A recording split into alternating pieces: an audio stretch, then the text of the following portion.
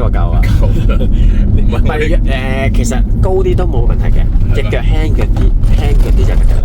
因為你初玩今日第一次啦，咁啊你可能會以前習慣咗重腳。係啊。咁你而家你係慢慢輕翻腳咧，咁就可以控制得到㗎啦。咁啊最主要所以我哋都係話初玩嘅用綠色嗰個，即係 City 嗰個，慢慢去熟習咗之後，知道佢個特性啦，咁你較高啲都冇問題嘅。而家我哋安裝完呢個 DTE Pedal Box， 咁呢一部咧就係 Honda 嘅 Stepwagon RP3啊。係啊，掂住㗎咋，一路掂住。當你一慢低咗之後咧，掂一掂佢，佢又快翻。係啊。但係你收油嗰陣時咧，都仲有一種叫做流嗰種感覺嘅。